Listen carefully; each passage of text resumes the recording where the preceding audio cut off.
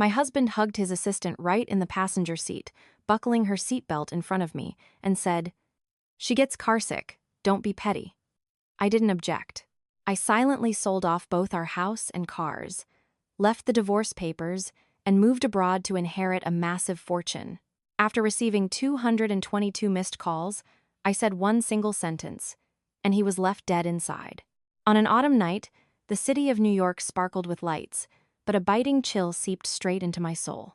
I sat in the car, my hands gripping the steering wheel, trying to regulate my breathing as I looked at the clock. It was 11 p.m. The family's private chauffeur had suddenly taken the night off because his wife went into labor. So I, the wife who had retreated behind the scenes for 7 years, drove myself to pick up my husband after his corporate networking dinner. I was used to this. Used to the nights of waiting. Used to the heavy stench of alcohol on his suit whenever he returned. But perhaps that familiarity was the slow-acting poison killing my emotions without my realization. As I pulled up to his company's headquarters, I could see Charles, my husband, standing under the awning.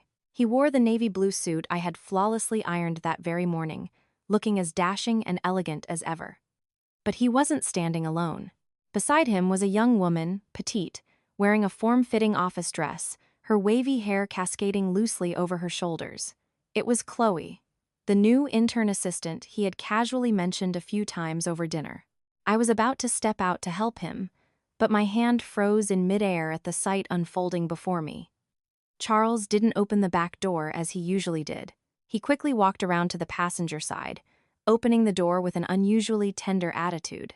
Chloe smiled a radiant, somewhat coquettish smile. Then she stepped into the car, sitting in the seat that, for the past 7 years, I had considered exclusively mine. What made my heart clench wasn't that she sat there, but my husband's next action. He leaned inside, pulled the seatbelt, and carefully buckled it for her. The distance between them was so close, I felt as if their breaths were mingling under the dim yellow light of the lobby. I rolled down the window, trying to keep my face as composed as possible. As our eyes met, I thought Chloe would panic, or at least feel embarrassed that the legal wife had appeared. But no, she looked at me, a sharp glint flashing in her eyes before quickly morphing into a mask of fake fluster. She placed a hand on her chest, her sweet voice sounding incredibly grating to my ears. "Oh, Eleanor, I'm so sorry. I'm just so used to hopping in the front. The thing is, my car sickness is terrible today. If I sit in the back, I'll throw up instantly. Please let me hitch a ride up front just for today. I'm so scared of ruining your beautiful car." Before I could even open my mouth, Charles quickly interjected. His voice carried a hint of irritation, as if he was afraid I would make things difficult for the beauty. "Come on, she's exhausted and carsick. Don't be petty. Why fuss over a seat? Get out and sit in the back so I can drive. Or if you want to drive, let Chloe sit here. Forcing her to the back just to have her throw up all over the car is going to be a nightmare." My husband's words hit my face like a bucket of ice water in the dead of winter. Petty. Fuss over a seat. Why were those words so bitter? I looked at the man I had dedicated my youth to loving and supporting, now vehemently defending another woman right in front of his wife. I didn't scream. I didn't complain. I silently opened the door and stepped out. The cold wind hit me, making me shiver, but it was nothing compared to the freezing cold inside my heart. I opened the back door and retreated into a dark corner. Charles got into the driver's seat. Chloe remained comfortably in the passenger seat. She turned to look at Charles, giggling about some funny incident at the office. Throughout the drive back to our Upper East Side penthouse, they chatted animatedly, asking about each other's hobbies, trending movies, what they had for lunch. They spoke as if they were the only two people in the car. And I, the legitimate wife, had become an invisible ghost, silently observing someone else's happiness. I looked through the rearview mirror and caught the way Charles looked at Chloe. His eyes sparkled, holding a level of pampering and tenderness he hadn't shown me in ages. He used to look at me like that. He used to buckle my seatbelt. He used to drive incredibly slowly just because he was afraid I'd get carsick. Is time just cruel, or are human hearts just fickle? 7 years of marriage, I thought I was the leading lady of his life. It turned out I was just an old rest stop for him, before he sought out new, exotic thrills. I closed my eyes, stopping the tears from falling, telling myself to be strong. When the car reached the garage, Charles hastily got out to open Chloe's door, while I carried my own bag and walked into the house. The familiar space of the penthouse suddenly felt alien and suffocating. As I walked past the car to get water from the kitchen, a strange scent hit my nose. It wasn't the pure lotus essential oil I usually kept in the car for relaxation. Instead, it was a sickeningly sweet, heavy, and provocative scent. I recognized it immediately. Good Girl by Carolina Herrera, the perfume with the arrogant stiletto bottle design, the exact scent Chloe wore today. It clung to the leather seats, lingering in the air, completely overpowering my presence in that car. I opened the passenger door, looking closer at the seat Chloe had just occupied. The seat was reclined quite far back, an angle much more comfortable and private than what a normal passenger hitching a ride would use. A long, chestnut-dyed strand of hair was left on the headrest. I picked it up, wrapping it lightly around my finger, feeling like I was holding ironclad proof of betrayal. No intern hitching a ride with her boss would casually recline the seat like a bed, unless this wasn't the first time she had sat there. The next morning, as I was preparing breakfast, Charles walked downstairs with a neatly packed suitcase. He avoided my eyes, adjusting his tie as he spoke. "Eleanor, I have to fly to Chicago for 3 days to sort out the new resort project. Some urgent issues popped up. I have to leave right now."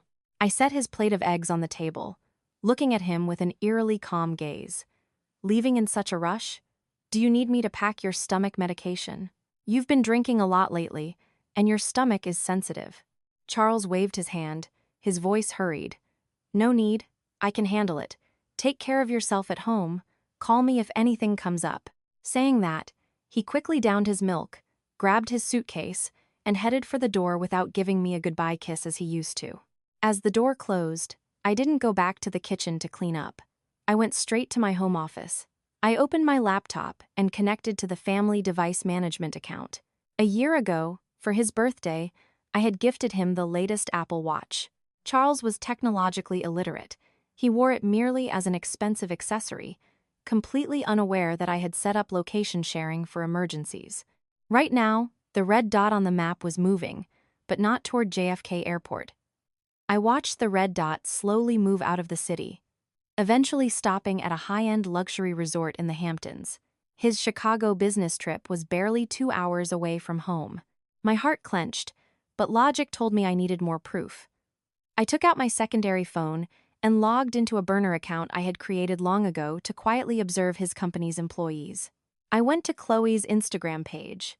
As I predicted, Chloe had just posted a picture on her close friend's story, but she had no idea I had befriended her account long ago under the guise of an online makeup boutique she frequently bought from. The photo was a close-up of a man's hand peeling a lobster. On his wrist was a Patek Philippe watch with a brown leather strap, our 5-year anniversary gift that I had specially ordered from Switzerland. Attached to the photo was a short, lethal caption, cold to the whole world, but gentle only to me. "Thank you for the surprise getaway." I dropped the phone on the desk, feeling as if a massive chunk of my chest had just been hollowed out. No screaming, no tears of humiliation. I sat there in the vast, luxurious room, feeling loneliness gnaw at every cell in my body. It turned out that my 7 years of kindness and sacrifice were worth less in his eyes than a flirtatious glance from a young girl. He was willing to lie to his wife, abandon his family to sleep with his mistress, and allow her to publicly provoke me like this. I took a deep breath, stood up, and walked toward the corner of the room where the family safe was hidden. I spun the dial, and the heavy steel door opened. I took out all the real estate deeds, car registrations, insurance policies, and savings books in both our names. I couldn't just sit still and wait to die, nor could I let myself become a fool led by the nose. I picked up my phone and dialed the private lawyer I had secretly contacted a month prior. My voice rang out, terrifyingly calm and cold. "Attorney Robert, I want to proceed with the appraisal of all joint assets." "Yes, immediately." "And prepare a unilateral divorce filing for me." I didn't throw a jealous fit, because I knew the cruelest revenge wasn't making a public spectacle. It was letting go, allowing the betrayer to taste the consequences of their own choices. When love is dead, the only things left to protect are my dignity and my assets. Charles returned home in the early hours of the morning, looking haggard. The smell of alcohol had somewhat dissipated, but still left a sour, unpleasant stench. He slumped onto the living room sofa, holding his stomach and grimacing, complaining that his stomach was cramping up again after the long trip. Looking at my husband's pale face, even though my heart had grown significantly colder after what I had witnessed, the habit of being a wife for 7 years still made me feel a pang of pity. I told myself this would probably be the last time I cared for him as a true wife, fulfilling my marital duties before everything shattered. I went to the kitchen at the crack of dawn. I slow-cooked a rich, comforting chicken and wild rice soup, letting it simmer until the aroma of herbs filled the air. This was his favorite meal, whenever the weather changed or he felt sick. The meal he once said he could only swallow if his wife cooked it. I ladled the soup into a thermal container, carefully wrapping it in a towel to keep it warm, and drove to his company. The morning streets were crowded and noisy, a stark contrast to the terrifying silence in my heart. Arriving at the corporate lobby, the receptionist looked at me with hesitant eyes, stammering as if she wanted to stop me, but didn't dare. I didn't announce myself. I walked straight toward the CEO's office. The heavy mahogany door was shut tight. I was about to knock when I heard giggling from inside. The sound slipping through the crack of the door was incredibly grating, spine-chilling. I took a deep breath and pushed the door open. The scene before me made my blood freeze. The thermal container in my hands almost dropped. Chloe was sitting right on Charles's lap, her arms wrapped affectionately around his neck. She was coyly holding out her pale hand in front of his face, her voice as sickly sweet as artificial syrup. "Look at this, Charles. I scratched my hand, opening your wine bottle last night. It hurts so much." Charles took her hand, gently blowing on a tiny scratch that was barely visible to the naked eye. The look he gave her was filled with an agonizing care he had never shown me even when I lay bedridden with a high fever.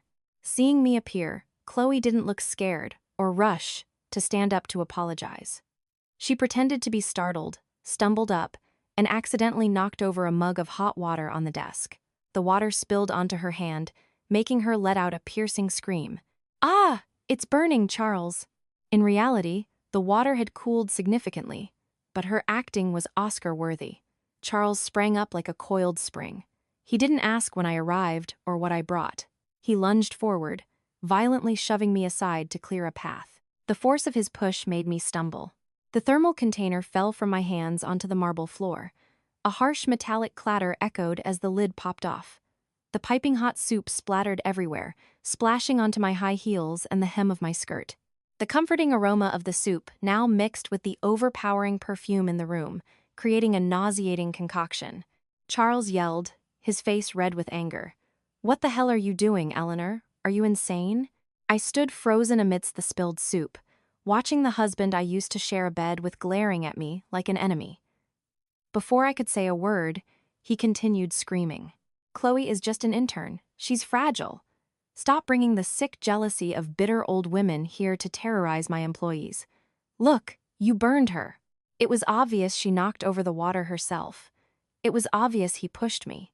But in his eyes at this moment, I was the troublemaker, the aging, ugly wife harming his beloved. Charles hastily scooped Chloe up in his arms. She buried her head in his chest, stealthily looking at me over his broad shoulder with a triumphant, mocking gaze. He carried her out to get first aid, ignoring the fact that her burn was barely a red spot the size of a mosquito bite. He left me standing alone in the middle of the office, surrounded by the curious, probing eyes of the employees peeking through the glass walls. Not a single person dared to step in and help me. They just whispered, pointing at the defeated woman that was me. I didn't cry. My tears seemed to have dried up the night before. I bent down, picked up the dented thermal container, and looked at the spilled soup on the floor. I felt it was exactly like our 7 years of marriage. Once spilled, it could never be scooped back up. I walked to the trash can in the corner of the room and ruthlessly threw the container inside. A hollow thud echoed, marking the end of my final shred of care and hope. I turned and walked away, my back straight, my head held high, even though my heart was a devastated battlefield. 2 days after the incident at the company, I received a text from Chloe asking to meet. She chose a coffee shop right on the ground floor of the corporate building, a place bustling with people, perhaps to show off her power, or to ensure I wouldn't dare do anything to her. I arrived on time, wearing an elegant olive green silk dress, my makeup light but sharp, exuding the aura of a mature, independent woman. In contrast, Chloe appeared in a pristine white dress, intentionally styled to look innocent wide eyes, pouty pink lips, the exact homewrecker aesthetic that men usually fall for. Chloe sat across from me, shedding her fake timidness. She crossed her arms, her eyes revealing an ambition and shamelessness that was nauseating. She pushed her glass of orange juice aside, her voice ringing out like a bell, making no effort to hide her intentions. "Eleanor, I think since we're both smart people, we should speak frankly. Charles is tired of you. Look at yourself. Aging, outdated, stuck in the kitchen all day. How could you possibly understand his pressure in the corporate world like I do?" I took a sip of black, unsweetened coffee. The bitter taste spreading in my mouth made me more alert than ever. I looked at her with a faint smile. "Did you ask me out here just to recite lines from a cheap soap opera? My time is very valuable. If you have something to say it quickly." Chloe smirked, looking triumphant as if she held all the cards. "I want you to initiate the divorce. Stop making things difficult for Charles. Clinging to a man who no longer loves you is pathetic. Name your price. How much do you want to give up your seat as the CEO's wife to me? 5 million? 10 million? I'll tell Charles to wire it to you immediately. Consider it compensation for your youth." I burst out laughing. My laughter made people at the neighboring tables turn to look. I set my coffee cup down on the saucer, looking straight into Chloe's eyes. My voice was calm, but heavily authoritative. "Do you think Charles has that much cash lying around? Little girl, are you incredibly naive, or just pretending to be stupid? Charles's assets from the car you ride in, the penthouse he lives in, to his company shares are all marital property acquired during our marriage. And I, the one holding all the legal documents and financial control, am the one who decides how much money he actually has." I leaned forward, lowering my voice, but every word was as sharp as a knife. 50 million. My design contracts and investment profits over the past 7 years are worth 10 times the number you just spat out. Are you planning to use my husband's money to buy my position? Do you know that if we divorce right now, Charles will walk away empty-handed and even incur massive debt for violating our prenuptial agreement? Will you still want that hollow title of CEO's wife then? Chloe's face changed colors, shifting from rosy to pale white, then flushing red with anger. She didn't expect me to have such a firm grip on the finances and be so unyielding. Her confidence and delusional sense of power were mercilessly stripped away by me. Embarrassment turned into rage. She jumped up, grabbing her glass of orange juice, intending to throw it in my face. But I was prepared. I was faster. I grabbed my glass of ice water and threw it straight into her face. The cold water ruined her thick layer of makeup. Mascara ran down her cheeks in messy streaks. She looked absolutely pathetic. She screamed, ready to lunge at me, but I had already stood up. I grabbed my purse and said coldly, "Are you awake yet? If you want to be the other woman, at least use your brain. Don't let people laugh at you for playing the victim while robbing a house. Next time you want to meet me, bring a lawyer. Don't bring this thick skin of yours. I won't entertain it." I turned on my heel and walked away, leaving Chloe stomping her feet and screaming in futile rage amidst the whispers and stares of everyone in the cafe. I stepped outside, the harsh midday sun beat down, but I didn't feel hot. I only felt my heart grow a little lighter. That weekend, my mother-in-law, Martha, called me early in the morning. Her voice boomed through the phone, demanding that my husband and I return to the family estate in Greenwich for an important family memorial dinner. She emphasized that this was a crucial event with all the relatives gathering, so absence was forbidden. I agreed, my heart heavy, knowing I was about to face another charade of family theater. I turned to tell Charles, but he was glued to his phone, his fingers flying across the screen, a smirk playing on his lips. Hearing me mention going back to the estate, Charles frowned, looking visibly annoyed. You go by yourself. The company has an emergency shareholder meeting today. It's very important. I can't miss it. Tell Mom I'm busy making money for the family, not out having fun, so she shouldn't worry. I looked at him, knowing full well he was lying. There are no shareholder meetings on a Sunday. Only dates with a mistress. But I didn't expose him. I quietly nodded, changed my clothes, and drove to Greenwich alone. The ancestral home in the suburbs was majestic and imposing. As soon as I pulled into the driveway, I saw cars lining the path. My mother-in-law, wearing a deep red velvet dress and a gleaming pearl necklace, was directing the caterers. Seeing me arrive alone, the smile on her face vanished. She pulled me into a secluded corner, her voice sharp. Where is Charles? Why did you come alone? All the uncles and aunts are here today. Where am I supposed to hide my face? I calmly placed the fruit basket on the table, looking straight into Martha's eyes. My voice was gentle, but loaded with implication. He said he had an emergency meeting, Mom. But I think he's busy with something much more important. Saying that, I pulled out my phone and opened the photo Chloe had just posted, tagging her location 15 minutes ago. In the photo, Charles was carrying bags of designer goods in both hands, smiling brightly next to Chloe at a bustling luxury mall on Fifth Avenue. Her caption was brief, but highly provocative. Spoiled by him, he'd buy the whole world for me. Martha looked at the phone screen. Her expression shifted rapidly from shock to anger, and finally settling into an incomprehensible resignation. I thought she would call her son to scream at him, or at least show some sympathy for her daughter-in-law. But no.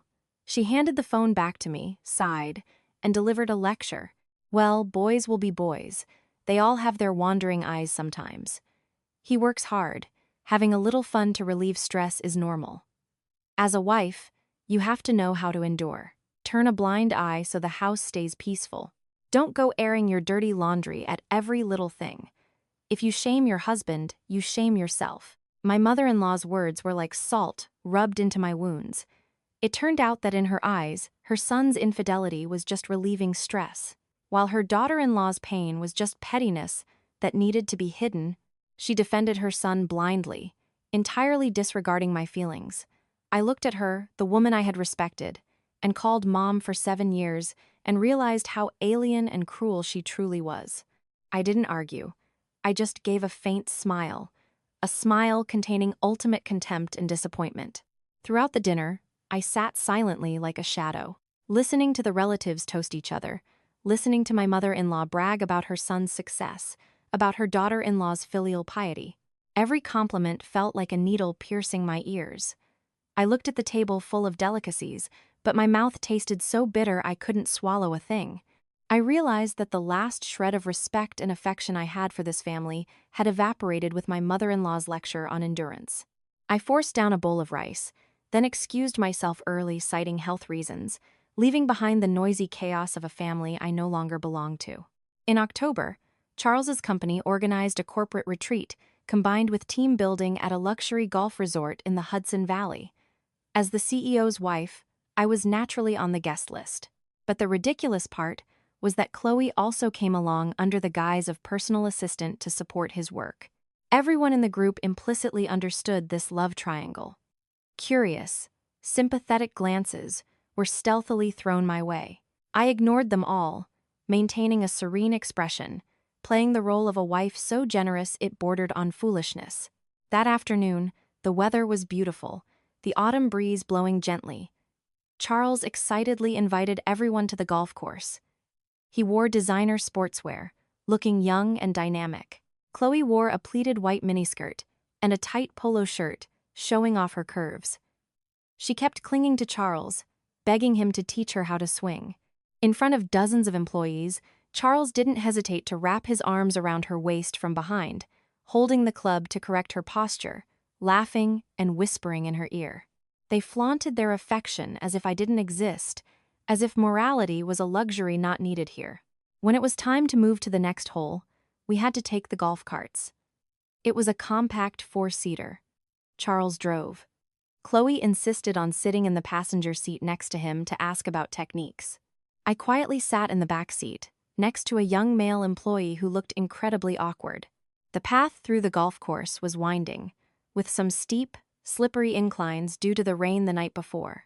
As the cart was descending a long hill, Charles seemed too engrossed in talking to Chloe to watch the road. Suddenly, a squirrel darted across the path. Charles panicked, and because the distance was too short, he reflexively yanked the steering wheel. The golf cart swerved violently. The tires slipped on the wet grass, causing the cart to lose control and careen toward a large decorative boulder by the lake. "Look out!" I screamed, gripping the frame of the cart. In that life-or-death moment, time seemed to stand still. I saw my husband's reaction very clearly. Based on the instinct of a man, he let go of the steering wheel, but not to protect himself or try to regain control of the cart. He threw his body to the right, using his large frame as a shield, hugging Chloe tightly against his chest, protecting her from the impending impact. A deafening crash rang out. The cart slammed into the massive boulder and flipped on its side. Because no one was shielding me, and there were no seatbelts in the back, the inertia launched me out of the cart. My body flew through the air and crashed onto the ground, my head slamming hard against the sharp edge of the decorative rock. An agonizing, brain-piercing pain hit me. Hot blood poured down into my eyes, obscuring my vision. I lay sprawled on the grass, my entire body aching as if torn apart. I forced my eyes open, looking toward the flipped cart. Charles and Chloe were crawling out. Chloe only had minor scrapes on her arms and legs. She was crying and whining out of fear. Charles's forehead was bleeding, but he didn't care about his own injuries. He frantically scooped Chloe up in his arms, repeatedly asking, "Are you okay? Does it hurt anywhere?" He carried her and ran toward the clubhouse to find medics, his footsteps rushed and frantic. Not once, not even a single glance back did he look toward me, his wife, lying motionless in a pool of blood just a short distance away. The last image I saw before darkness swallowed everything was the broad back of my husband, shielding another woman, leaving me entirely alone between life and death. In that second, my heart truly shattered. It hurt thousands of times more than the physical wounds on my body. I woke up in a stark white space, the overwhelming smell of hospital antiseptics filling the air. That smell makes a person feel isolated and cold down to their bones. A splitting pain radiated from the wound on my forehead, making me wince and reach up to touch the thick gauze bandages. I tried to remember what had happened, and as the memories flooded back like a slow-motion film, tears automatically streamed down my face, hot and salty. The image of Charles tightly embracing Chloe, letting me fly out of the cart to hit my head on a rock, played on a loop in my head, like an endless nightmare. The hospital room door cracked open, and a young nurse walked in to change my IV bag. Seeing I was awake, she looked at me with hesitant eyes mixed with pity. Her soft voice, however, dug deep into my pain. "You're awake, ma'am. You've been in a coma for 3 days. But where is your husband? Since you were admitted, I've only seen you lying here alone. No one has come to visit or take care of you. 3 days. I had lain here, unconscious on the borderline of life and death for 3 whole days. During those 3 days, where was the husband I used to love with all my heart? He was surely busy tending to the tiny scratch on his mistress's arm, busy comforting her after her mental shock, busy playing the hero protecting the beauty, while I, the legitimate wife, lay abandoned here, leaving my life in the hands of strangers." I smiled bitterly, shaking my head as I answered the nurse, "My husband, he's busy with very important work. Thank you for taking care of me." The nurse sighed, saying nothing more. She quietly changed my dressing and walked out. I struggled to get up and walked into the bathroom. In the mirror was a haggard woman, her face pale, devoid of all life. I gently peeled back the gauze to reveal a scar about 3 inches long, running from my hairline down near my eyebrow. The stitches were rough and inflamed, sitting prominently on a face people used to praise as elegant and kind. The doctor said the wound was quite deep. It would definitely leave a permanent scar. I lightly touched the scar. I didn't feel pain, only a strange emptiness. This scar was likely the final period to our 7-year marriage. It was permanent proof of the cruelty and callousness of the human heart. I didn't complain, nor did I want to scream for justice anymore. When pain hits rock bottom, people often become terrifyingly calm. I went back to my bed and picked up my phone. The screen was blank. Not a single missed call, not a single text checking on me from Charles. I discharged myself from the hospital. The receptionist looked at me in surprise, watching a patient carry her own bag, paying her own medical bills, with a head still wrapped in stark white bandages. I didn't care about those looks anymore. The taxi stopped in front of the penthouse. I dragged my heavy feet inside. The throbbing pain from the head wound, combined with abdominal cramps from the fall, made every step difficult. The house was empty. The housekeeper was likely out grocery shopping. A chilling silence enveloped the space. Walking into the living room, out of habit, I looked at the main wall where my favorite large oil painting hung. But the wall was bare. The beloved was gone. That was the painting I spent 3 months creating to give to Charles for our first wedding anniversary. The painting depicted the back of a man standing in a field of sunflowers, steadfast and warm. The man I once believed would be my rock for life. In its place was a cheap, printed canvas landscape of gaudy mountains, the kind you could tell at a glance belonged to someone with incredibly mediocre taste. I frantically ran down to the basement storage room, ignoring the dust and cobwebs clinging to me. In the darkest, dampest corner, I found my painting. It was thrown carelessly on the cold floor. The oak frame was chipped in one corner, the canvas covered in dirt. My heart clenched, feeling as if I myself had been discarded into this dark corner. I remembered Chloe posting a photo a few days ago, bragging about buying a feng shui painting to bring prosperity and luck to give to her boss for the living room. It turned out Charles had taken down the symbol of our love to hang a cheap gift from his mistress. I used my sleeve to wipe the dust off the canvas. I couldn't stop the tears from falling, blurring the vibrant colors. 7 years. I cherished and treasured every memory, while he treated it like trash. I stood up, carried the painting outside, and called the manager of a charity art auction I knew. My voice was hoarse but decisive. "Hello, Julian? I want to submit an additional item for tonight's auction." "Yes, it's the piece The Beloved. The starting bid is up to you."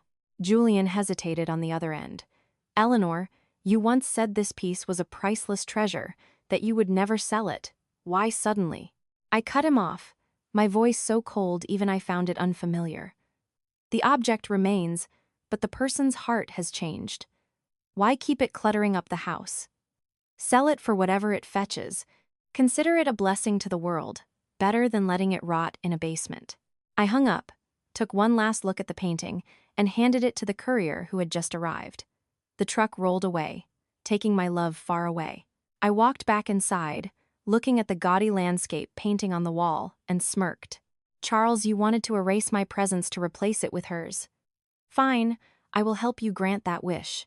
I will wipe everything clean, so that when you finally realize, there will be nothing left but nothingness."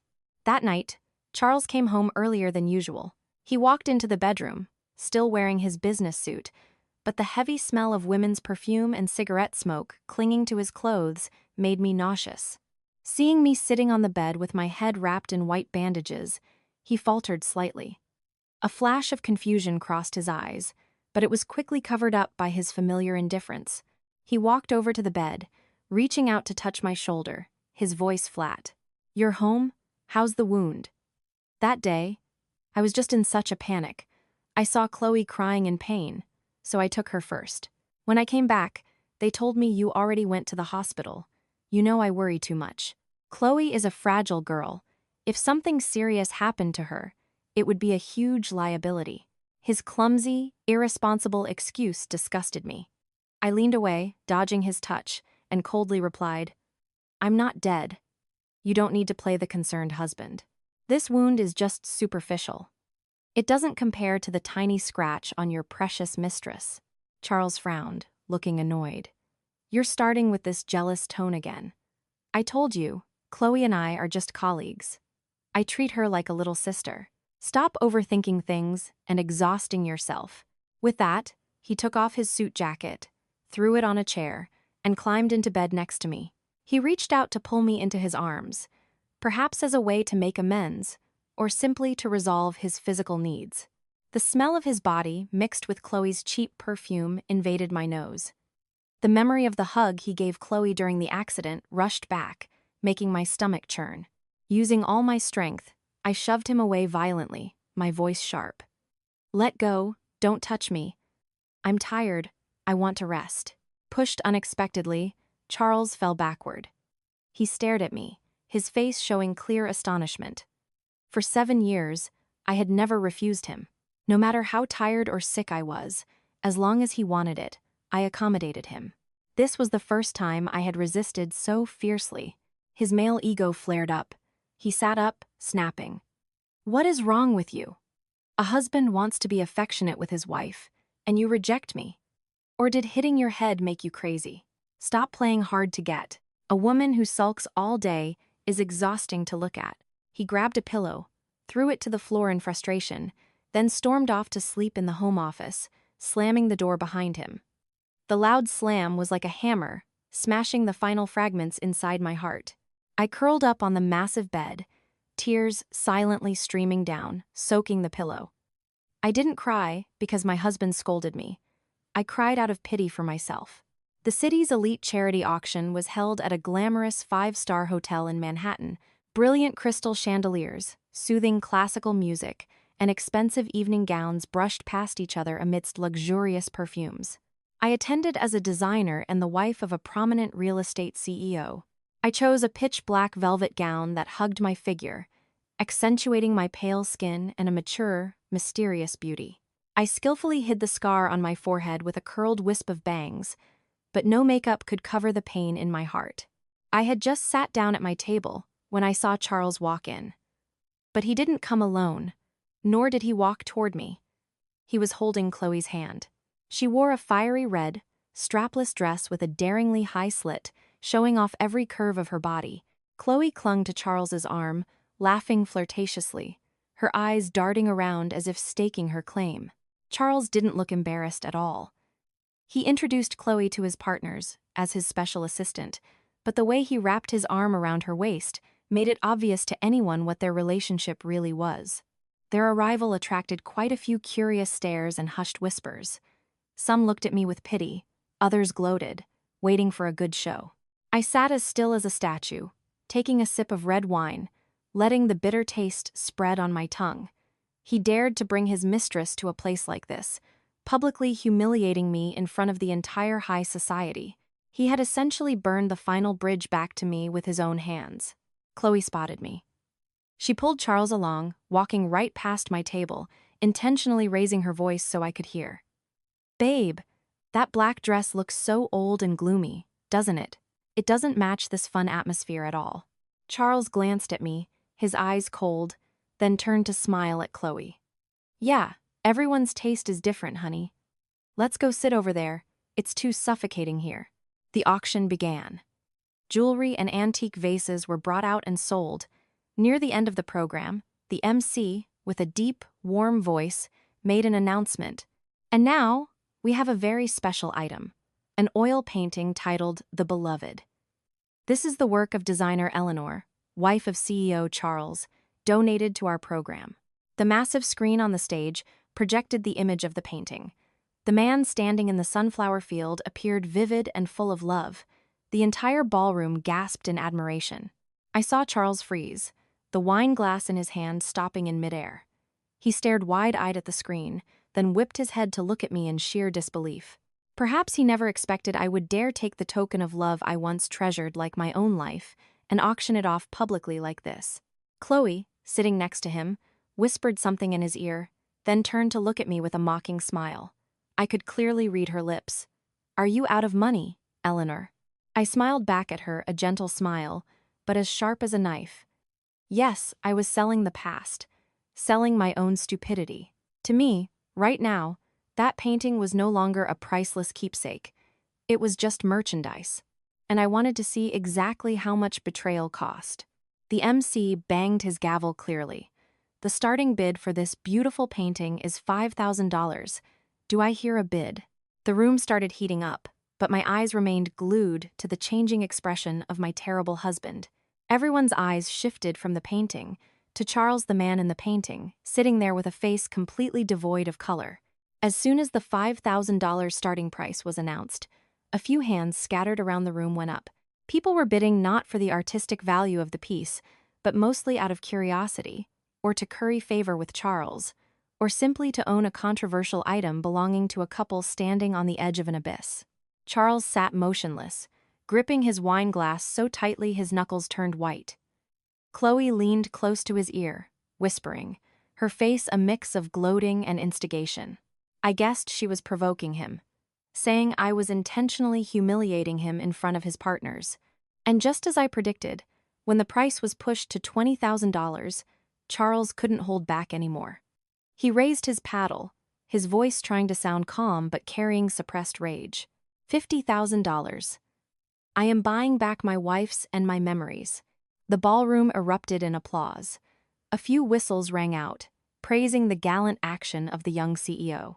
Charles smirked, turning to look at me with a challenging gaze. He thought throwing money in my face would salvage some dignity, or prove that he still valued this family. But the real show was just beginning. From a dark corner of the ballroom, a steady, authoritative voice rang out, "Shirwen Meiyuan." Everyone turned around in shock. The man who just placed the bid sat in the shadows. You could only see a tall figure and a dignified demeanor. It was Julian, a mysterious investor who had recently returned from Europe, someone I had secretly contacted beforehand. Charles frowned, looking back at his opponent. He didn't expect anyone to dare stand in his way, let alone offer such a crazy price for an unknown oil painting. A man's ego is very easily provoked, especially with his mistress sitting right next to him. Charles gritted his teeth and raised his paddle again. "Shiwuwen Meiyuan." Julian didn't flinch. His voice remained as steady as if he were ordering a coffee. "Shiwen Meiyuan." The entire hall started buzzing. $200,000 for a commemorative painting was beyond imagination. Chloe started getting worried. She pulled Charles's arm, whispering, "Babe, stop. It's too expensive. It's better to spend that money on something else." But Charles was seeing red. He was no longer rational enough to calculate losses and gains. In his eyes, this wasn't an art auction. It was a battle to reclaim his massive, wounded ego. He would not allow any other man to own an image of him, especially when it was painted by his wife. Charles stood up abruptly, growling, $300,000. Julian smiled a faint smile in the dim light. He countered softly, $400,000. Sweat started forming on Charles's forehead. $400,000 was not a small number. It was equivalent to the quarterly profit of a mid-sized project. But Julian's provocative gaze and my indifferent silence were driving him insane. He felt like the whole world would laugh at him if he lost this game. He took a deep breath and screamed the final number, as if wanting to crush all opposition. $500,000. Follow that if you dare. The room was dead silent. Everyone held their breath, waiting for the mysterious man's reaction. But Julian said nothing more. He gave a slight nod, signaling his concession. The smack of the MC's gavel sounded deafening. 500,000 going once. 500,000 going twice. Sold. The painting belongs to Mr. Charles. Thunderous applause echoed, but Charles slumped into his chair as if all his strength had been drained. He had won, but it was a bitter, stupid victory. $500,000 to buy back something he had personally thrown into a basement. I looked at Charles, then at Chloe, whose face was sour with regret over the money, and a wave of bitter irony swelled inside me. It turned out 7 years of marriage were ultimately appraised with money, a very steep price for vain ego. After the auction, Charles dragged me to a deserted corner of the hallway. He was panting, his face flushed from wine and the frustration he just experienced. He glared at me, his voice hissing through his teeth.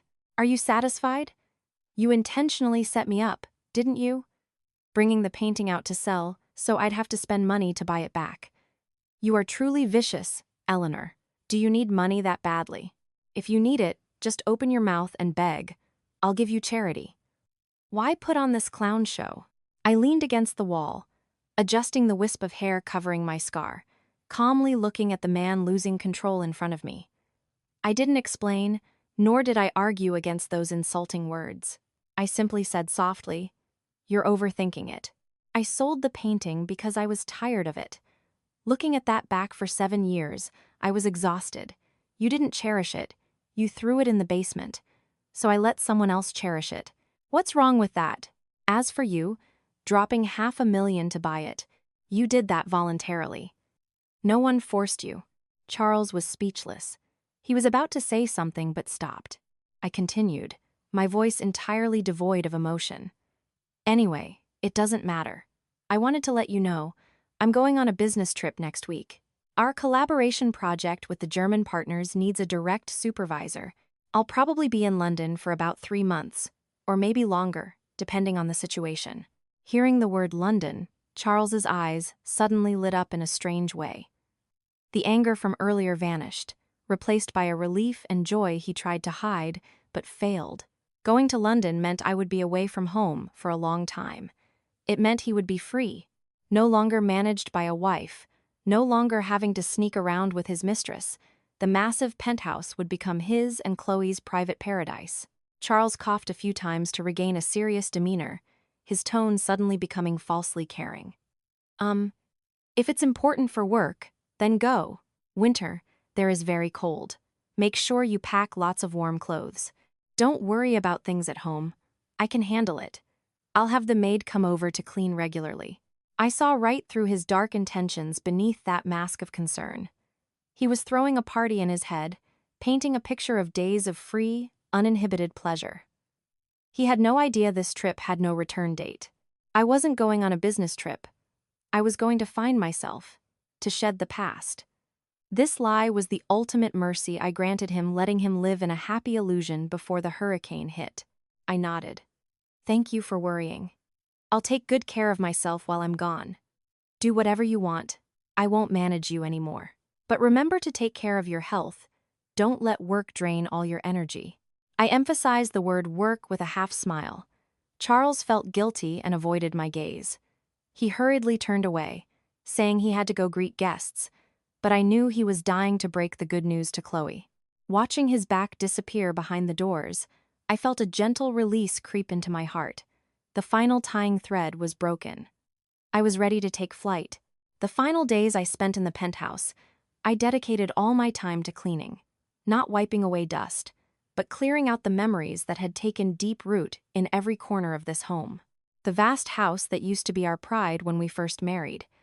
Why did it feel so empty and freezing now?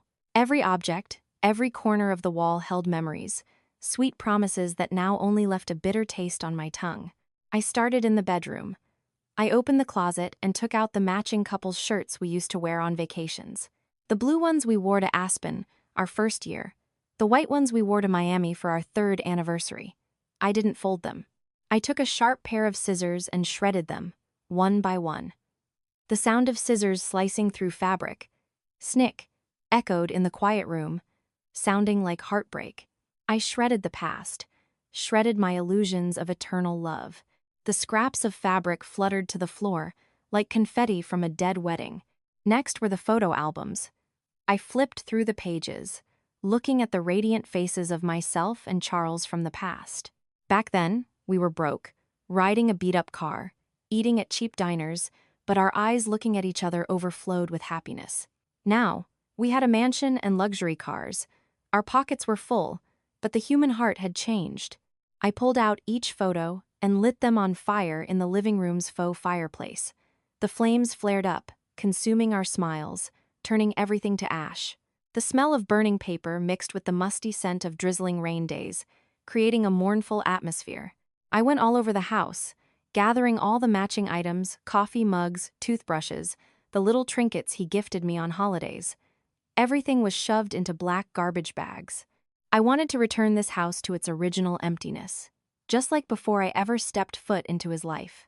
I wanted to erase all traces of myself, so that later, when he brought someone new home, he wouldn't see a single thing reminding him of an ex-wife named Eleanor.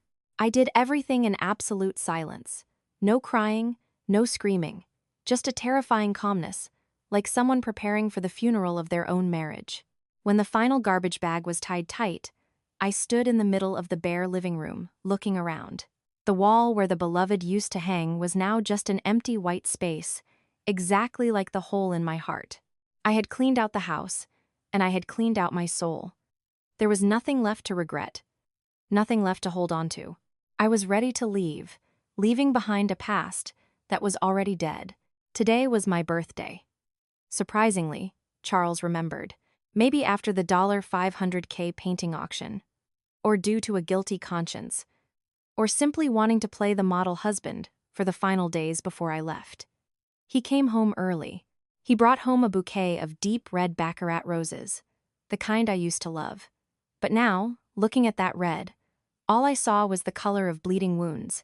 He also ordered a large cake with carefully written icing. "Happy birthday, my beloved wife." Charles eagerly went into the kitchen, saying he would personally cook Wagyu steaks for me. He wore an apron, fiddling with the pans and the beef, whistling a loud tune. Looking at his back in the kitchen, I suddenly remembered my 25th birthday. That year, we were still in a cramped rental. He made me a bowl of instant ramen with an egg, but his smile back then was so genuine and warm. And now? Expensive Wagyu, fine wine, flickering scented candles, all just a glamorous theatrical act covering up the hollow emptiness inside. We sat at the table by candlelight. Charles poured wine and raised his glass to toast me. "Happy birthday, honey. Wishing you another year of beauty and success. I know I've had my flaws lately and made you sad. I promise I'll make it up to you. I'll pay more attention to you." I watched him deliver his speech, feeling not a single ripple of emotion. A cheating man's promises are cheaper than dirt. I raised my glass and took a sip. The bitter astringency spread. I replied softly, "Thank you. Dinner is delicious." That was it. I said nothing more about the future, about forgiveness or hope, because for me, the future no longer included him. Dinner proceeded awkwardly. Charles tried to find things to talk about, but I only gave clipped answers. His phone, placed face down on the table, sporadically vibrated violently. I knew who was texting, who was calling. It was definitely Chloe. How could she stand her lover being with his wife on her birthday? She would definitely find a way to ruin it. I looked at the vibrating phone like a ticking time bomb. Then I looked at Charles. He started getting restless, stealing glances at his phone, sweat beading on his forehead. He was torn between continuing to play the good husband and answering the call of his mistress. I smiled, a bitter smile. I knew this play was about to end. I sat still, waiting for the moment he would tear off his final mask with his own hands, so I could proudly stand up and walk away without needing to look back. Just as I predicted, Charles's phone vibrated aggressively again, shattering the awkward atmosphere he had been trying to build. The buzzing sound against the wooden table was as grating as nails on a chalkboard. Charles glanced at me. Seeing I was calmly cutting my steak, he hesitantly picked up the phone. The screen lit up, displaying the name Little Sister. A ridiculously pathetic excuse for a contact name. He didn't answer immediately. He muted the ringer, placed the phone face down, and gave a nervous laugh. "Just the guys at the warehouse. Probably some issue with materials." "Ignore it, honey. Today is your birthday. That's what's important." But the person on the other end clearly had no intention of giving up. The phone vibrated a second time, a third, then a fourth. Charles's patience began to crumble. The beads of sweat on his forehead betrayed his inner anxiety. By the fifth call, he couldn't take it anymore. He hurriedly stood up and went out to the balcony to answer. He slid the glass door shut, but I could still faintly hear him whispering and coaxing. "I know, don't be scared." "Okay, I'm coming over right now." He returned to the dining table, his face a mask of awkwardness and fake apology. A face I was so sick of seeing, he stammered. "Eleanor, I'm so sorry. The main materials warehouse in Brooklyn suddenly lost power, and the fire alarm system is glitching. I have to run over there and handle it right now, otherwise it could be a disaster. You go ahead and eat. I'll be right back as soon as it's done." I looked out the window. The wind was picking up, and there was thunder and lightning. A power outage at the warehouse. Or was his little mistress scared of the thunder and needed a protective embrace? I set my knife and fork down, looking straight into Charles's eyes. My gaze was as still as an autumn lake. "Go. Work is important. I can blow out the candles by myself. I'm used to being alone anyway. Charles froze for a second at my strangely calm demeanor. Perhaps he was expecting a tantrum or an argument, giving him an excuse to get angry and storm off, easing his guilty conscience. But my fake tolerance only confused him more.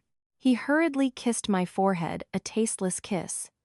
He grabbed his jacket and car keys and bolted out of the house like a fugitive. The door closed, leaving me completely alone in the massive penthouse. The candles on the cake were still burning, the wax melting down, bright red like blood. I sat there watching the flickering flames, listening to the rain start to patter against the windows.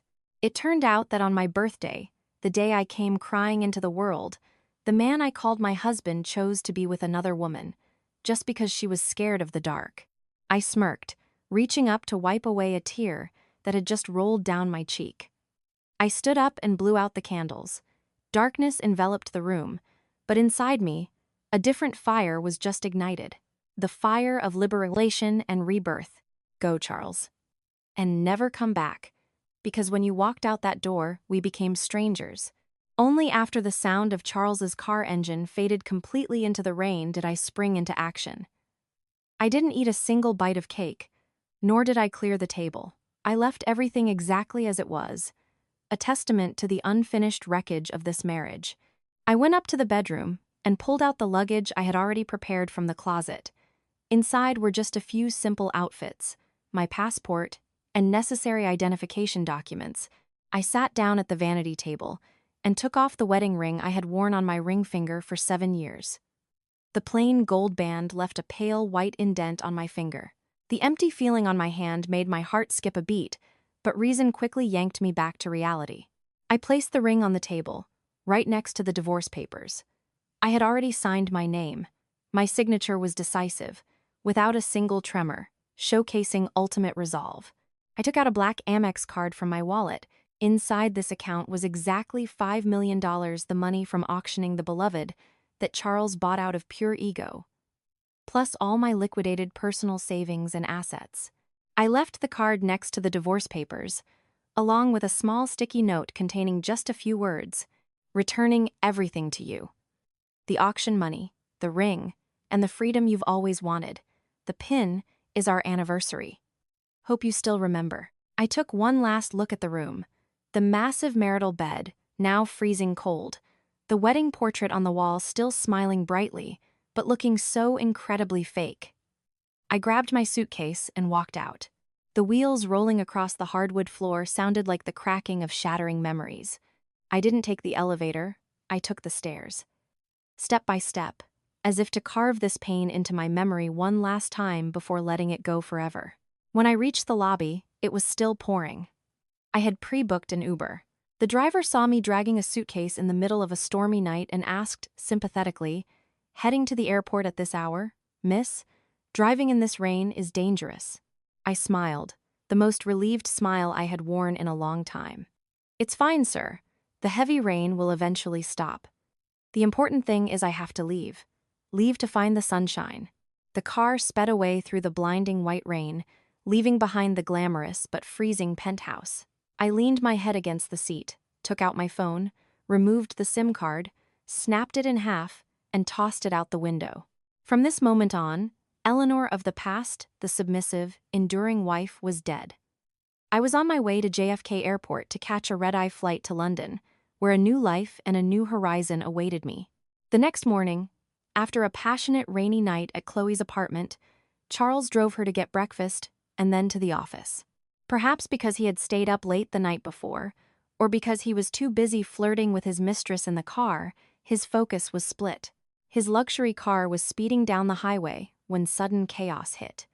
A heavy-duty flatbed truck driving in front of them slammed on its brakes to avoid a motorcycle swerving recklessly across lanes. Charles panicked, but the distance was too short. Operating on a driver's reflex, he should have swerved left to avoid a direct rear-end collision. But unfortunately, another car was speeding up the left lane. In that split second between life and death, once again, Charles's instinct to protect his lover overpowered his own survival instinct. Instead of holding the wheel straight or swerving to protect the driver's side, he yanked the wheel so that the passenger side where Chloe was sitting would clear the back of the truck. This desperate maneuver sent the driver's side of the car smashing violently into the concrete median. A semi-truck trailing behind them couldn't stop in time and rear-ended them, causing a horrific multi-car pileup.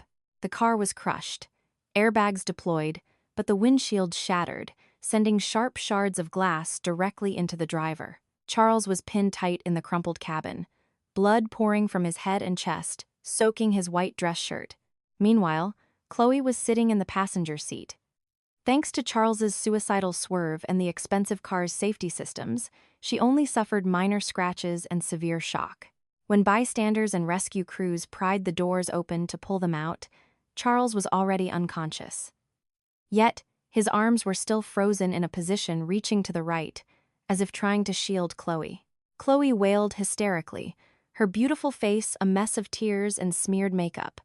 In her panic, she grabbed Charles's phone, which had fallen to the floorboard. The screen was shattered, but still functional. Trembling, she dialed the only person she could think of in that moment. She called frantically, calling in utter despair, hoping that I, the legitimate wife, would come and clean up this catastrophic mess like I always did. But answering her was only the cold, automated voice of the carrier. "The number you have reached is not in service." I had turned off my phone. I had snapped my SIM card. I was in a place very far away, outside the coverage zone of these tragedies. Unable to reach me, Chloe grew even more terrified. Around her, ambulance sirens wailed, onlookers whispered and pointed, and the camera flashes of nosy bystanders went off constantly, recording the gruesome scene of a secret affair that had just paid a very heavy price. I landed at London Heathrow on a windy afternoon. The chill of the European sky was different from the damp cold of New York. It was dry and sharp, but it made my mind incredibly clear. I headed to the flat the company had arranged, unpacked, and finally put a new SIM card into my phone to text my mother that I had arrived safely. As soon as I connected to Wi-Fi, my phone started vibrating relentlessly. A barrage of social media notifications and pending messages exploded like firecrackers. Curious, I opened Facebook, and right at the top of my newsfeed was a photo being shared at warp speed. It was a photo of the accident scene from that morning. The focus was on Charles. The man, covered in blood, was still in a posture shielding the young girl sitting next to him. The person who posted the picture attached a highly dramatic caption, "Real-life romance novel right here." Between life and death, this guy still used his body to shield his girlfriend, praying they both survive. This is true love. The photo quickly garnered tens of thousands of likes and shares. The internet mob, ignorant of the context, flocked to the comments to praise and swoon over it. I wish someone loved me like that. This guy deserves a 10/10. Love stronger than death. Reading those comments, I couldn't hold back a burst of laughter. A bitter, tear-inducing laugh. True love? Real-life romance? If they knew that Prince Charming was another woman's husband, and the protected girl was a homewrecker destroying someone's family, would they still sing their praises? But the truth can never be hidden forever, especially in the digital age. Just a few hours after the photo went viral, internet sleuths quickly uncovered the identities of the victims. An anonymous account, probably an acquaintance or a company employee, dropped a comment exposing the truth. "Wait, this is Charles, the CEO of company name. This guy has a wife, a beautiful, supportive wife at home. And that girl is his intern assistant, Chloe. This is a cheating bastard getting his karma. What romance are you guys talking about?" The wind changed direction dizzyingly fast. From praising him, the internet turned to viciously cursing them. The harshest, most derogatory terms were hurled at Charles and Chloe. Cheating scumbags. Serves them right. Karma is real. I feel so bad for the wife at home. The incident quickly climbed to the top of trending searches, becoming the hottest scandal of the day. The stock of Charles's company, already unstable, plummeted into a free fall the moment the afternoon trading session opened. Sitting by the window overlooking the streets of London, watching the autumn leaves fall, my finger scrolled past the chaotic newsfeed. I didn't feel vindicated, nor did I feel heartbroken. I just felt like I was watching a tragicomedy about complete strangers. I turned off my phone, set it on the table, and got up to brew a cup of hot tea. Outside, it started to snow. Pure white snowflakes fell, blanketing all the dirt of the world. In the US, a hurricane was raging. But here, in this small flat, I found my first moments of peace in 7 long years. Charles woke up after more than 20 hours in a coma. The agony from the deep lacerations covering his body pulled him back from the gates of death. The blinding white light of the hospital ceiling made him squint, his throat bone-dry and bitter. And the very first name that tumbled past his cracked lips wasn't the mistress he had just risked his life to save. It was me, Eleanor. Water. But the response to his call wasn't a gentle hand lifting him up, nor was it a cup of warm water meticulously checked for the perfect temperature, like it had been for the past 7 years. A soft but trembling hand grabbed his, accompanied by a pathetic, whiny sob. "Charles, you're awake! You scared me to death. Do you know I've cried all my tears out?" Charles forced his eyes open, the blurry image slowly sharpening. In front of him was Chloe, her eyes puffy, her makeup smeared across her face. She was wearing a baggy hospital gown, her arm only lightly bandaged. Chloe's presence right now, instead of moving him, stirred a vague sense of disappointment in his chest. He weakly pulled his hand away from hers, his eyes scanning the cold VIP hospital room, searching for a familiar silhouette. He rasped, his voice hoarse, "Where is my wife? Where is Eleanor? Why isn't she here?" Chloe froze, her sobbing catching in her throat. She bit her lip, looking simultaneously pitiful and resentful. "You just woke up and the first thing you do is ask for her? Eleanor." She didn't come. I called her 100 times since the accident, but she didn't pick up. I texted her saying you were in critical condition, and she didn't reply. She's probably mad at you and just abandoned you. A sense of unease began creeping into Charles's mind, colder than the IV fluids. He knew I could be angry, I could be distant, but I had never ever abandoned him in a life or death situation. For 7 years, no matter how bad our fights were, if he so much as sneezed, I was worried sick. He struggled to sit up. The pain from his fractured ribs made him grimace. He barked at Chloe. "Give me your phone. Now." Trembling, Chloe handed him his own shattered phone. Charles shakily dialed my number. His fingers, caked with dried blood, looked incredibly pathetic. The ringing tone didn't sound. Instead, the emotionless, automated voice of the carrier announced, "The subscriber you have dialed is currently unavailable." He called his mother. She cried and screamed at him over the phone, saying she couldn't reach me either. An unprecedented terror seized him. Not a fear of death, but a fear of the silence. My silence right now was like the ocean before a tsunami calm, but harboring total annihilation. He faintly realized that something horrific had happened, something utterly beyond his control. Even though the doctors vehemently insisted he stay hospitalized to monitor his head trauma, the anxiety gnawing at him made it impossible for Charles to lie still. Taking advantage of Chloe stepping out to buy food, he yanked his IV out. Blood dripped down the back of his hand, but he didn't care. He threw a thin jacket over his shoulders and stumbled out to hail a cab, fleeing toward home. His mind held only one thought: I have to get home. I was definitely at home. Maybe I was just sulking, locking myself in the bedroom like usual. The taxi stopped in front of the penthouse building. The apartment was pitch black, like an abandoned tomb in the middle of a bustling city. The door was unlocked. He pushed it open. There was no warm yellow light spilling from the kitchen, no mouth-watering smell of food, and no sound of my slippers shuffling out to greet him. There was only a terrifying silence. His footsteps echoed on the cold marble floor. Charles turned on the living room lights. The blinding glare illuminated the brutal emptiness of the home. The cheap landscape painting he had hung to replace my painting looked stark and out of place on the white wall. The vases of flowers I used to arrange had withered and died, their petals scattered across the dusty table. He ran up to the master bedroom and threw open the massive walk-in closet. Empty. My clothes had vanished. Only his clothes hung there, isolated. The vanity table was wiped clean, no cosmetics, no lingering warmth of a woman. Charles stumbled toward the bed. On the nightstand, where I usually left a glass of warm water for him every night, there was now only a white envelope and a black Amex card. He picked up the envelope, his hands shaking so violently he almost dropped it. Inside was the divorce petition, with my decisive signature, and a short, handwritten note. He read every word, swallowing them down like jagged shards of glass. When you read this, I am already very far away, returning everything to you. This house, the freedom you want, and the $5 million from the painting you bought out of ego. We are done here. Don't look for me. Because your wife, Eleanor, died the moment you chose to shield someone else.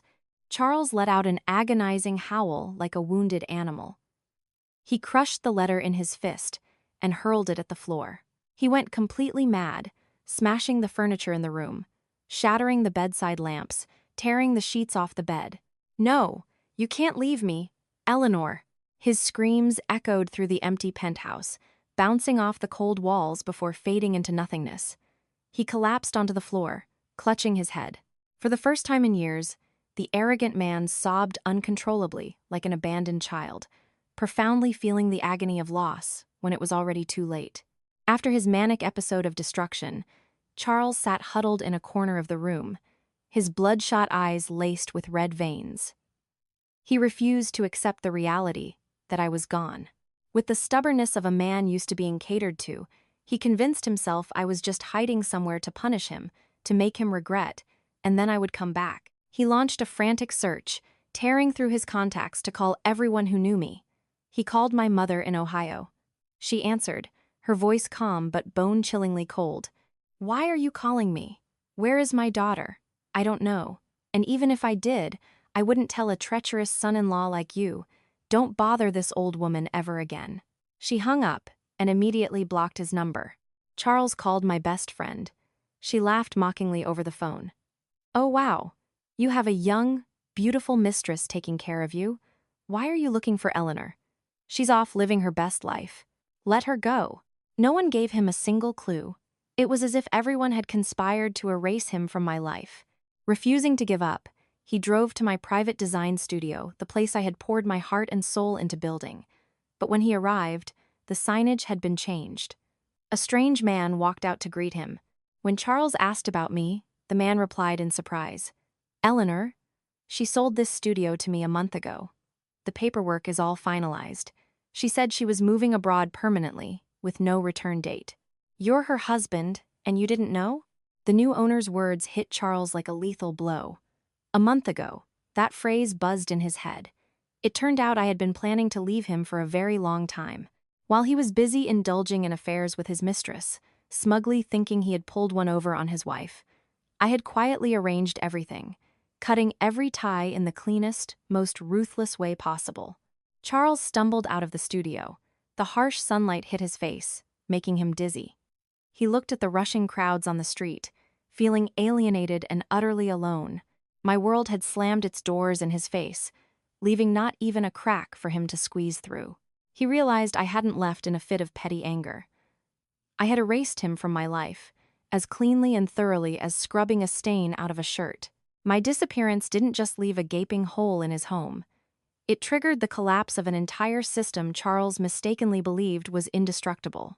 In the past, every PR crisis, legal tangle, or delicate diplomatic strategy for the company was handled quietly behind the scenes by me. Charles simply stood at the helm and basked in the glory. Now, with the cheating scandal blowing up, he truly understood the price of losing his most brilliant strategist. When Charles dragged his battered body into the office, a scene of total chaos greeted him. The desk phones rang incessantly, with no one answering.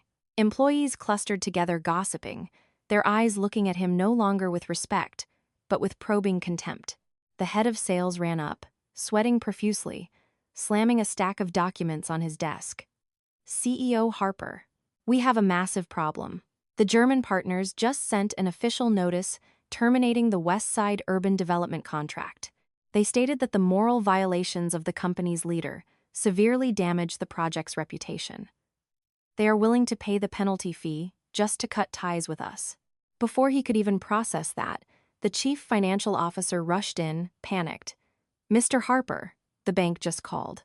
They said, "Because our stock price has plummeted past the allowable margin, and due to the recent scandals, they are tightening our credit line and demanding we settle the maturing loans by next week. If we don't have the cash, they will seize our collateral." Charles slumped into his chair, his head spinning. Numbers and threats danced before his eyes.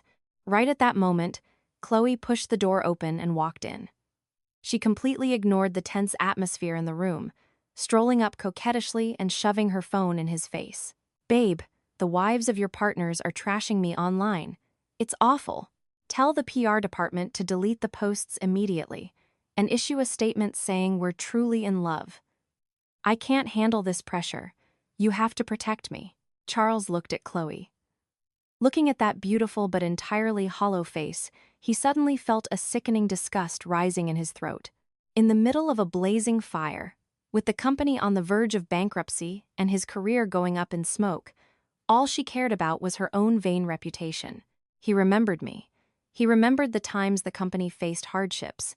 I would stay up all night with him reviewing files, use my personal funds to maintain cash flow, and smoothly network to untangle messes. That comparison drove him insane.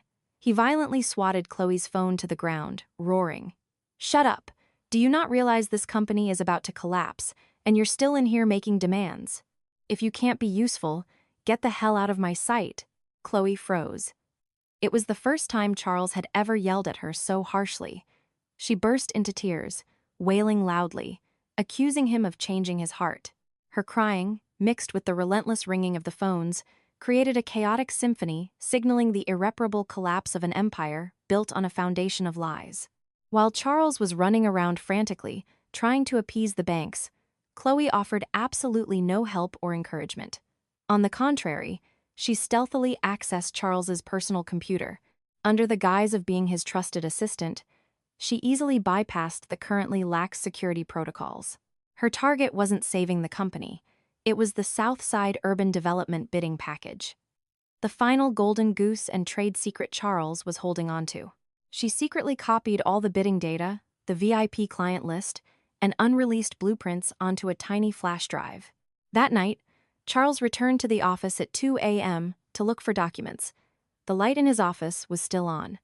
He tiptoed in, intending to surprise his hard-working mistress.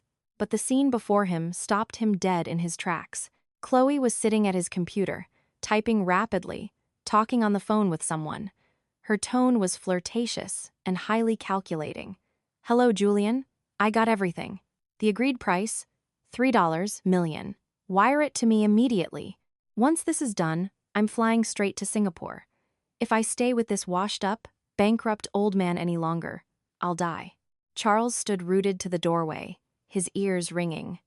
Washed-up, bankrupt old man. Those words coming from the mouth of the girl who, just yesterday, was swearing eternal love, claiming she loved him more than her own life. Fury erupted like a wildfire, incinerating his insides. Charles lunged forward, snatching the phone from Chloe's hand and smashing it violently against the floor, shattering it. He roared, "What the hell do you think you're doing? Have I not treated you well enough? I abandoned my wife, my family, risked my life to save you, and now you stab me in the back like this?" Caught red-handed, Chloe dropped her usual fake, terrified act. She stood up, smoothing her hair. Her signature innocent smile vanished, replaced by an ultimate contemptuous smirk. She looked Charles up and down, her voice razor-sharp. "Wake up, Charles. Did you actually think I loved you? If you weren't a CEO, if you didn't have the money to buy me designer bags and luxury cars, do you think I would have ever looked twice at you? Now you're about to be living on the streets. I have to look out for myself. You were stupid, you pay the price. Who else is there to blame?" Chloe's words were a knife stabbed directly into Charles's heart. He realized that her innocence and fragility were just a perfect shell hiding the soul of a viper. He raised his hand, intending to strike her. But Chloe quickly stepped back, holding up the USB drive as a threat. "You lay a finger on me, and I will leak all the evidence of your tax evasion and bribery to the internet. Then you won't just be bankrupt, you'll rot in a federal prison." Charles froze, his hand dropping helplessly to his side. He looked at the woman in front of him, feeling utterly disgusted with himself for trading his family's happiness for a piece of trash like her. Chloe swaggered out of the office, leaving Charles standing alone in the chaotic room, fully absorbing the exorbitant price of his betrayal. The news of Chloe stealing data and fleeing the country quickly reached my mother-in-law, Martha. She was an iron lady, spending her whole life calculating and building the family legacy. But this time, even she collapsed before the brutal truth. She rushed to the company, finding her son sitting on the floor, surrounded by messy paperwork and empty liquor bottles. Seeing the pathetic state of her precious golden boy, she couldn't contain the fury boiling inside her.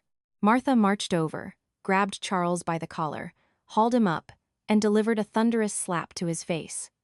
The smack echoed sharply in the quiet room. Charles didn't dodge or fight back. He stood still and took it. A red, five-finger welt appeared on his face, a trickle of blood at the corner of his mouth. Martha screamed, tears streaming down her meticulously made-up face, now a smeared mess. "Are you awake now? Look at what you've done. You drove away a virtuous, devoted wife and brought a succubus home to destroy this family. How many times did I teach you? When choosing a wife, choose character, not just looks. Do you even know what Eleanor did for you?" Charles looked up at his mother with bloodshot eyes, his voice raspy. "Her? What did she ever do? She just knew how to cook and clean. And now, she's gone." Martha let out a bitter laugh, pulling an old, worn-out bank passbook from her designer bag and throwing it at Charles. "Open your eyes wide and look. 3 years ago, when your company was struggling because that project stalled, who do you think gave me the money to pay your bank interest? It was Eleanor. She sold all the dowry gold her parents gave her, drained her personal savings, and gave it to me.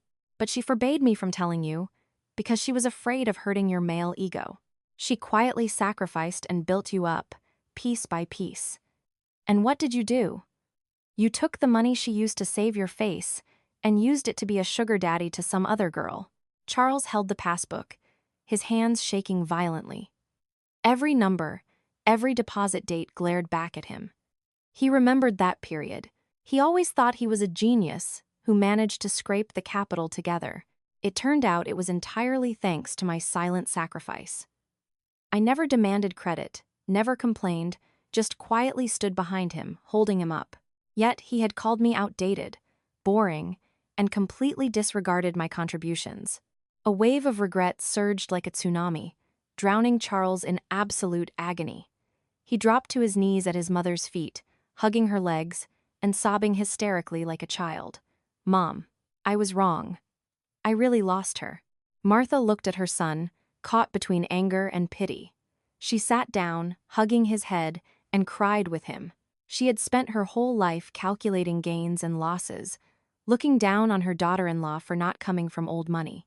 Now she finally understood that the most precious thing in a family isn't wealth, but sincerity. But it was all too late. Spilled water cannot be gathered back. After his mental breakdown and the collapse of the company, Charles acted like a madman. He no longer cared about saving his career. In his mind, there was only one goal left: finding me. He hired the best private investigators, spending the last few dollars he had left to track my whereabouts.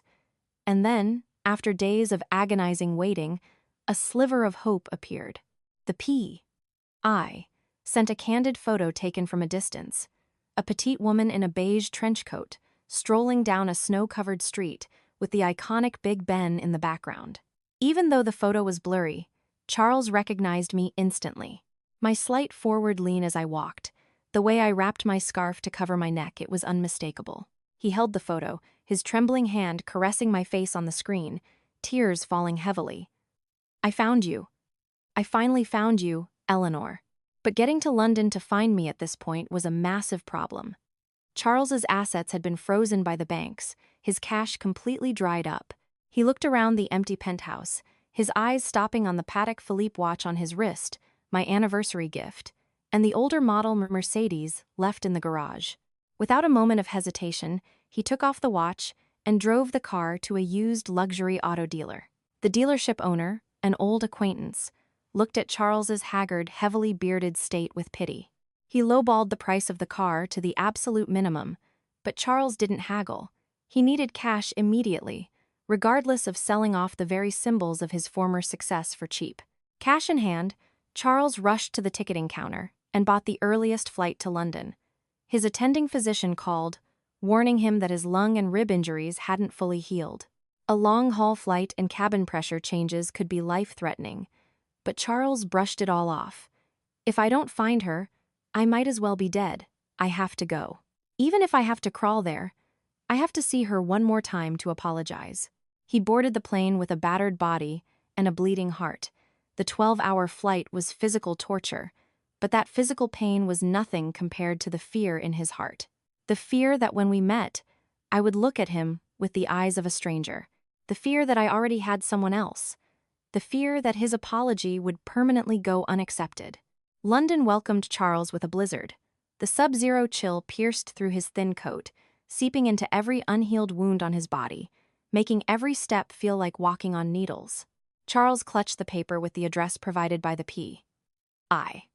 Wandering through unfamiliar streets, hampered by a language barrier, looking as dazed as a homeless man. Finally, he found the building where I worked. It was a classic architectural building located along the River Thames. He hid in a blind spot across the street, shivering and waiting, his eyes glued to the glass revolving doors. Time dragged on. Snow fell, blanketing his hair and his gaunt shoulders. When rush hour hit, the doors opened, and crowds poured out. And then he saw me. I walked out, wearing a cream-colored wool coat and a red scarf. My face was rosy and radiant, a stark contrast to the melancholy, exhausted look I had during my final days in New York. But what made Charles's heart feel like it was being crushed wasn't my transformation. It was the man walking beside me. It was Julian, the mysterious man who had bid $500,000 on the painting. Julian wore a tailored suit under a long black overcoat, exuding a sophisticated and captivating aura. He was holding an umbrella over me to block the snow. His gestures were attentive and natural, as if it were a long-standing habit. When a gust of cold wind blew past, I shivered slightly. Julian immediately stopped, took off his own scarf, gently wrapped it around me, and carefully adjusted my collar. I looked up at him and smiled a warm, trusting smile that Charles hadn't seen in years. Charles stood paralyzed across the street. His hands gripped the iron fence so tightly they bled. A manic jealousy mixed with ultimate regret surged in his chest. He wanted to sprint across, to tear me away from that man, to scream that I was his wife. But his legs felt like lead. He couldn't lift them. He caught his own pathetic, ragged reflection in a glass window. Heavily bearded, clothes disheveled, sickly and battered. He compared himself to Julian, the man who was protecting me so perfectly. A horrific inferiority complex consumed Charles. He realized he had absolutely no right to stand next to me anymore.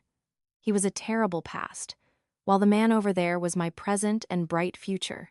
Hot tears rolled down his cheeks, freezing instantly in the biting cold. Julian's appearance beside me acted like a match thrown onto the dry straw, smoldering in Charles's heart, incinerating the last shred of rationality left in the man standing on the edge of the abyss. He no longer cared about his pathetic, ragged state. He forgot the bone-chilling European cold and the agonizing pain from his old wounds. In his eyes, there was only the image of me smiling at someone else, a smile he thought belonged exclusively to him. A manic jealousy, blended with the desperation of a man who had lost everything, made him let out a howl of agony. He charged across the street, ignoring the slow-moving traffic in the blizzard. Julian had just opened the car door for me. Before he could turn around, Charles lunged at him, grabbing him by the collar. Charles swung his fist, intending to land a brutal punch on his rival's face. He screamed, his voice cracking in the howling wind. "Who the hell are you? How dare you touch my wife? Let her go!" But the Charles of today was just an empty shell, his strength eroded by illness and long, sleepless nights. His punch was weak and slow, no different than the flailing of a drowning man. Julian merely had to lean back slightly to dodge it, simultaneously shoving Charles hard in the chest with one hand. The push wasn't excessively forceful, but it was enough to make Charles lose his balance and fall flat on the freezing snow. He scrambled up, panting heavily, his bloodshot eyes glaring at Julian. "You're the bastard who bid on the painting, aren't you? You conspired with her to con me, to steal my wife, didn't you? I'll kill you." Charles tried to lunge again, but this time Julian didn't hold back. He swiftly subdued Charles's arm, pinning it behind his back, and leaned in close to his ear. His voice was low, but as cold as ice. "Wake up. Take a good look at yourself, Charles. Do you think you have any right to throw a jealous fit? You think I'm Eleanor's lover. You are gravely mistaken." I stood by the car, watching the chaotic scene unfold. My heart didn't feel a ripple of fear. I only felt a surging sense of tragedy. I didn't intervene immediately. I let them scuffle. I knew Julian wouldn't do anything excessive, and Charles needed a massive shock to wake up. Julian released his grip, pushing Charles back a few steps. He brushed the snowflakes off his suit sleeve, adjusted his collar, and looked at Charles with a mix of contempt and pity.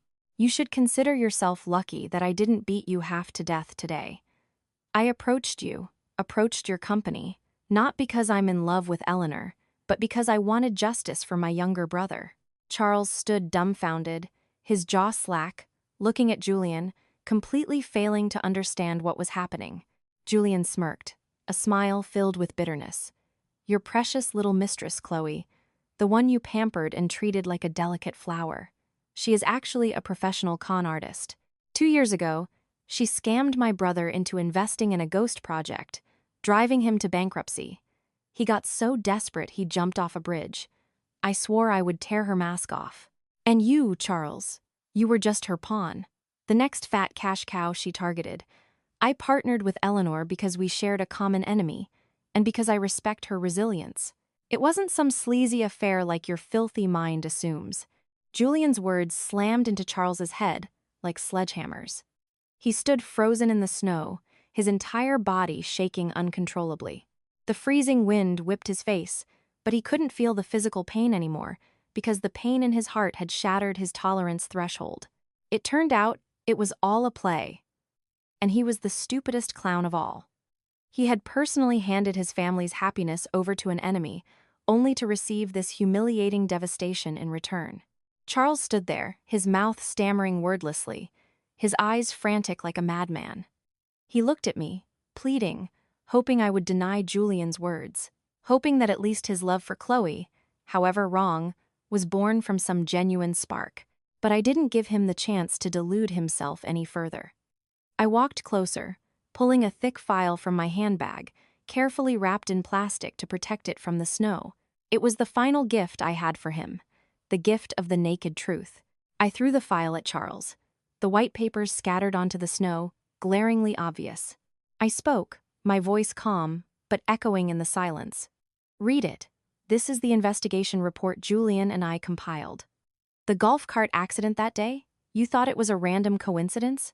You thought the squirrel running across the road was an accident? No, Charles. It was all part of Chloe and her accomplice's script."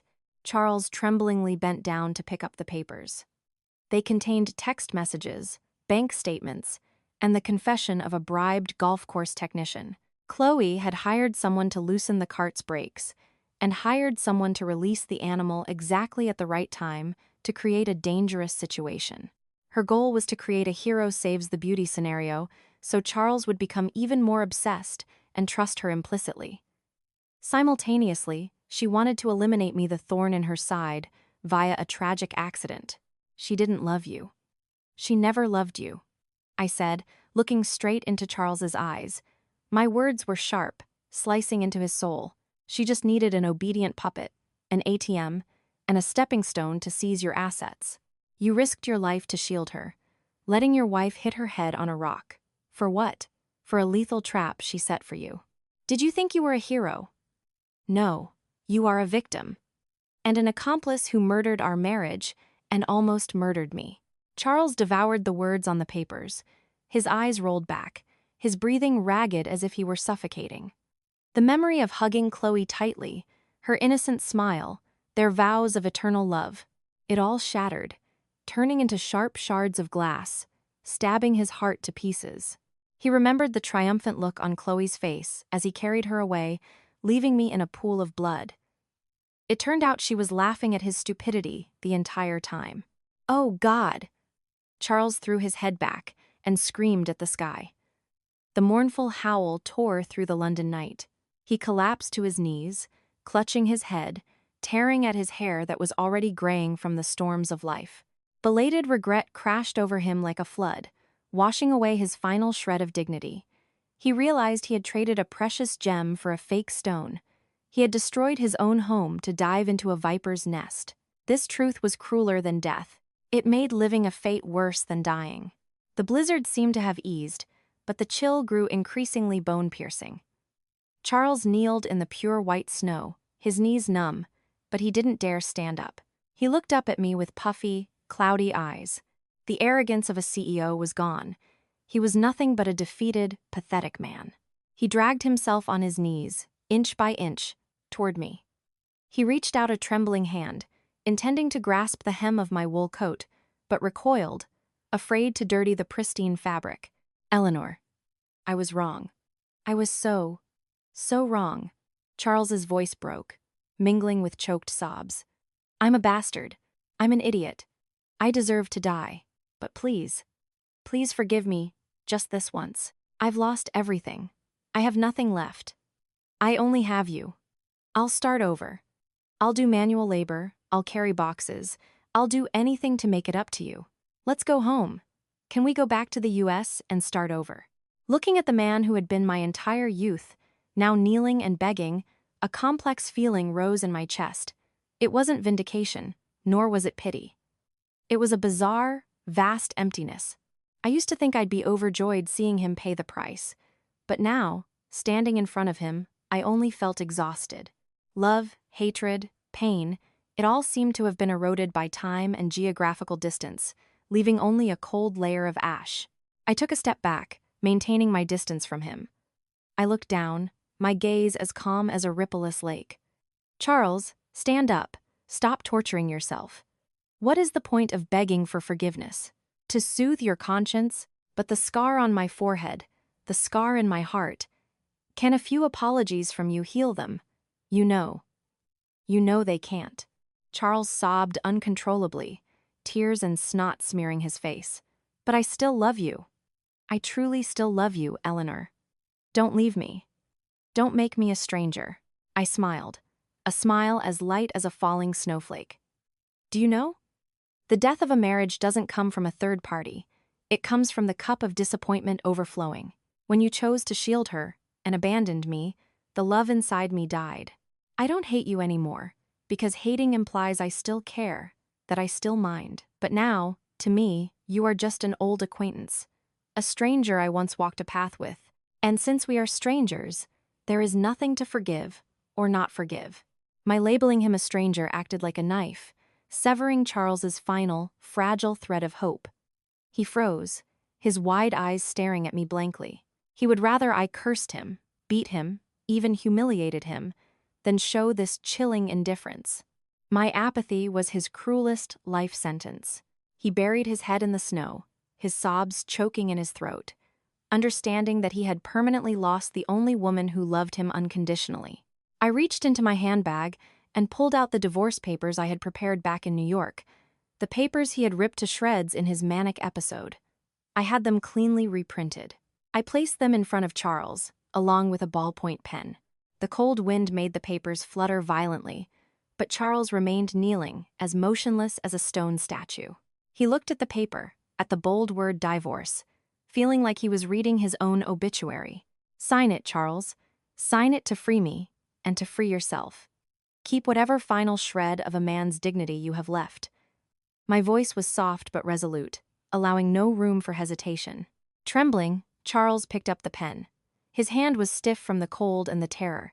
He looked up at me one last time, his eyes overflowing with desperate pleading, but he only met my unwavering gaze. He understood. It was truly over. No way back. No chance to fix it. He bit his lip hard enough to draw blood and pressed the pen down. A shaky, jagged signature appeared on the white paper. The moment the pen left the page, I heard him let out an agonizing exhale, as if he had just pulled his own life support plug. I bent down, picked up the document, checked the signature, and carefully placed it in my bag. I didn't say goodbye. I didn't wish him happiness. Those hollow words were unnecessary now. I turned and walked toward Julian, who was waiting by the car.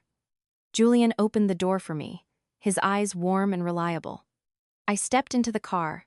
The warmth from the heater enveloped my body, chasing away the freezing chill of the London winter. The car slowly rolled forward, leaving behind the man collapsed in the white snow. Through the rearview mirror, I saw Charles still kneeling there, lonely and small, gradually being swallowed by the heavy curtain of snow. He had lost everything: his family, his career, his wealth, and his love. That was the price he had to pay. The inescapable law of karma. I leaned my head against the window, watching the snowflakes dancing outside. Strangely, I didn't feel sad, nor did I feel happy. I only felt my heart grow light, a bizarre sense of peace I hadn't experienced in 7 years. The road ahead was long, and perhaps still filled with thorns, but I knew I would no longer be alone. I turned to look at Julian. He was focused on driving, but his right hand gently reached over to grasp mine. A light squeeze. A silent gesture containing 10,000 promises. I closed my eyes, the corners of my lips curving into a smile. The storm had passed, and tomorrow, the sun would surely shine again. My life was truly just beginning.